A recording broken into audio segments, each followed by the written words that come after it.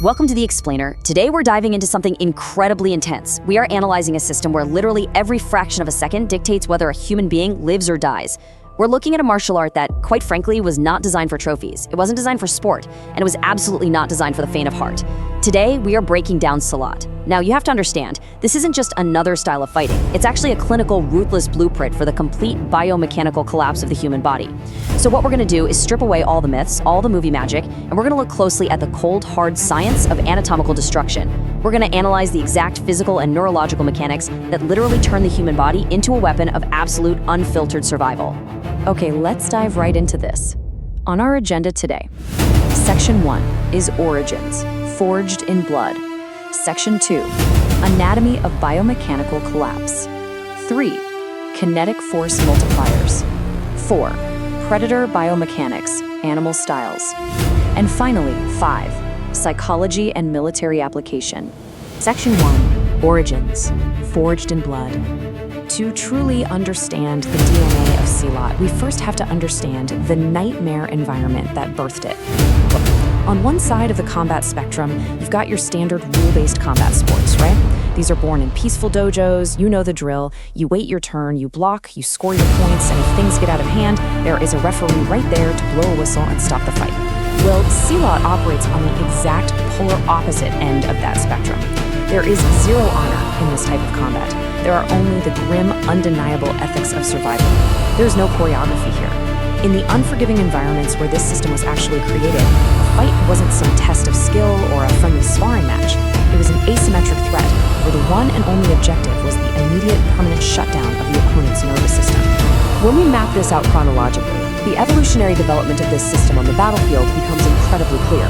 If we go all the way back to the 11th century, Silat was basically forged during brutal, life-or-death ambushes in the dense, deadly jungles of Indonesia and Malaysia. These harsh field conditions meant fighters couldn't just rely on perfect footing or wide, stable stances.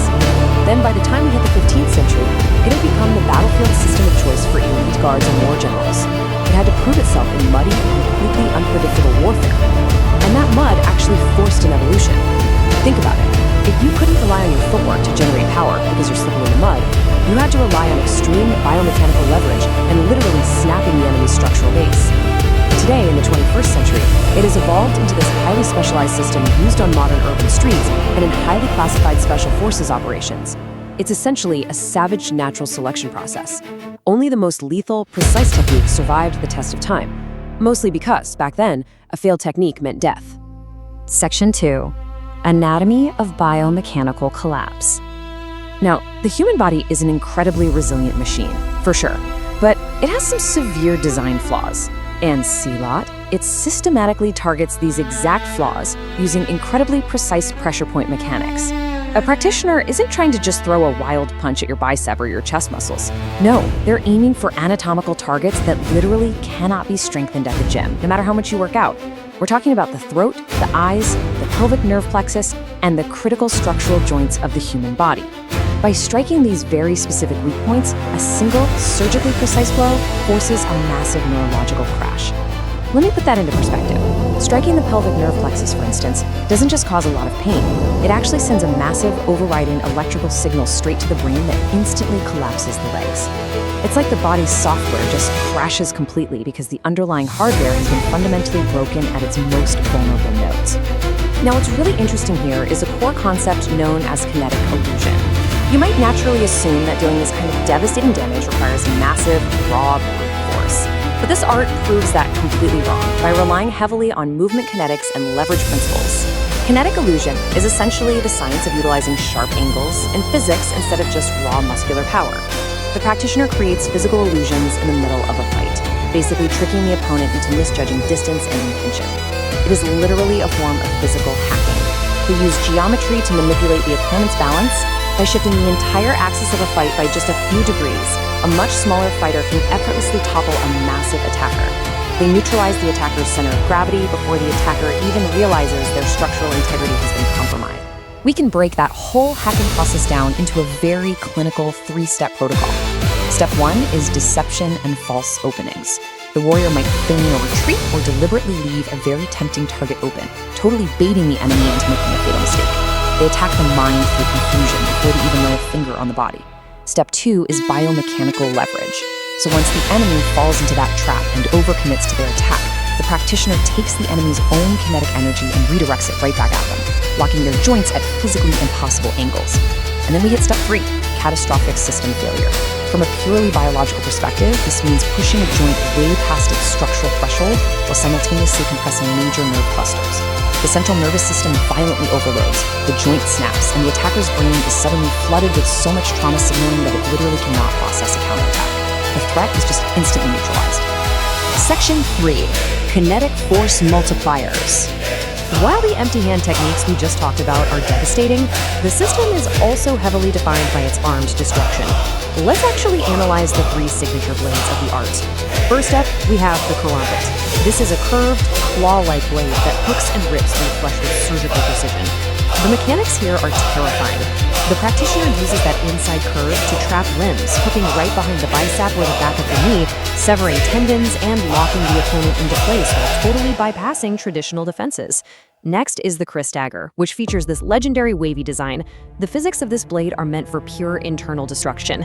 As the blade enters, those wavy edges basically act like a saw, tearing tissue apart as it twists, ensuring massive structural organ damage that is virtually impossible to stitch up in the field. Finally, we have the galak. This is a heavy, machete-like blade built for pure brute force. Its weight distribution is forward-heavy, designed specifically for neutralizing heavily armored targets. Honestly, even if the blade cannot cut all the way through modern armor, the immense kinetic transfer of a galak strike will completely crush the bone and armor underneath it. But here is the really crazy part. A true expert doesn't even need a specialized blade, because the entire art is based on leverage and human anatomy. Survival techniques dictate that everyday objects can be instantly transformed into instruments of absolute devastation. Imagine a tactical survival situation in a really harsh, confined urban environment, say a tight stairwell or a dark alleyway. In the hands of a master, a simple ink pen becomes a highly specialized piercing tool targeted directly at the brachial plexus in the neck, causing immediate motor dysfunction. Or take a standard leather belt. It can be rapidly deployed for kinetic trapping, wrapping around the opponent's arms and locking their joints, essentially turning them into a human shield against multiple attackers. The weapon is really just an extension of the biomechanical principles. In a pure survival scenario, the environment itself becomes the armory. Section 4, Predator Biomechanics, Animal Styles. So you might be wondering, where did the architects of this system actually learn how to hack human anatomy so effectively? Well, they looked at nature's most lethal killers. These famous animal styles are actually refined biomechanical systems tested in life and death trials over centuries. Let's compare 2 of the most famous, the Harimau or tiger style versus the Ular or snake style. The Harimau style provides massive biomechanical advantages by operating with an incredibly low center of gravity. Moving super close to the ground, the practitioner uses aggressive leg-sweeping geometry to just destroy the opponent's foundation. Like a tiger stalking prey, they attack with brutal, crushing downward kinetic shocks, literally snapping the knees and ankles. Conversely, the Ular style emphasizes fluid, lightning-fast counterstrikes. The snake style uses extremely precise nerve-targeting coils, physically wrapping around the enemy's limbs and prioritizing vital arteries and nerve clusters. It's designed to paralyze the opponent at their absolute most vulnerable moment. When these predator styles are actively applied, the biological effects on the human body are immediate and they are catastrophic. First, we see intense kinetic shocks that physically rattle the skull and completely disorient the brain. Then, we see joint-locking leverage that forces the skeletal structure to hyperextend far, far beyond its natural range of motion. But honestly, most importantly, we see the complete scientific destruction of the nervous system. For example, when a snake-style lock is applied, it violently crushes the nerves directly against the bone. This sends massive shockwaves of pain that literally short-circuit the brain's ability to even command the rest of the body. You aren't just breaking a guy's arm, you are literally shutting off the electrical grid of the human body, inducing a state of deep physiological shock that completely prevents the enemy from continuing the fight. Section 5, Psychology and Military Application. Now, executing all of this physical destruction requires a very, very specific mental state, especially under extreme pressure. So let's elevate this from just physical techniques into the realm of psychological warfare. There's a famous saying, a true Silat master wins the war before the first punch is thrown. This system relies heavily, and I mean heavily, on mind control techniques during combat. Through sheer intimidation, hyper-aggressive posturing, and chaotic tactical movement, the practitioner creates this suffocating atmosphere of psychological pressure. They intentionally want to overload the opponent's sensory processing. By forcing the enemy's brain to process way too much contradictory information all at once, they force the enemy into a state of hesitation. In real life-or-death combat, that split second of sensory overload and doubt is exactly where the warrior strikes. They completely control the enemy's mind first, which renders the body entirely defenseless. Developing this specific warrior psychology to survive asymmetric threats requires immense, almost superhuman discipline. The decision-making process of the warrior mind, when faced with terror and intense pressure, follows a very strict protocol. Step 1. Manage fear. The practitioner must completely regulate their own physiological state. That means actively controlling their breathing and forcing their heart rate to slow down, even while literally staring death in the face. Step 2. Exploit split-second doubt. As soon as the enemy hesitates because of that sensory overload we just discussed, the window of opportunity bursts open. Step 3. Execute asymmetric threat survival. Even if the enemy is way larger, heavily armed, or maybe there are multiple attackers, the perfectly regulated warrior uses ruthless, terrifying efficiency to systematically dismantle the threat without a single wasted movement.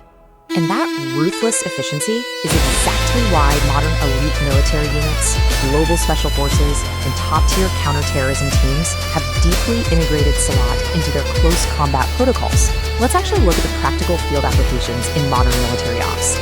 Imagine a Tier 1 operator clearing a pitch-black room during a high-risk raid. They absolutely do not have time for a prolonged grappling match. They need tight-space speed, and they need absolute silence. Special forces choose this system because its principles allow for silent sentry neutralization, using precise leverage to snap the cervical spine or crush a windpipe before the target can even make a single sound. In a chaotic multiple enemy scenario, the operator can use a captured enemy's skeletal structure as a literal shield against incoming fire, executing flawless weapon disarms that strip a rifle from an insurgent's hands and turn it right back on them in under a second. It strips away all the point-based, sporting fluff and leaves behind only what ensures survival on a modern battlefield. So, as we wrap up this explainer, I want to leave you with a serious question to chew on. Do you possess the mental discipline and the raw survival psychology required to master a weapon of pure efficiency like this? Look, this isn't about showmanship, and it's certainly not a sport. It is the dark, clinical art of hacking the human body to survive the absolute harshest realities of real-world combat. If you're as fascinated by this breakdown of anatomical destruction as we are, and you want to continue developing your own survival psychology, make sure to stick around and subscribe for more deep-dive biomechanical analysis. Thanks for joining us, and I'll see you in the next one.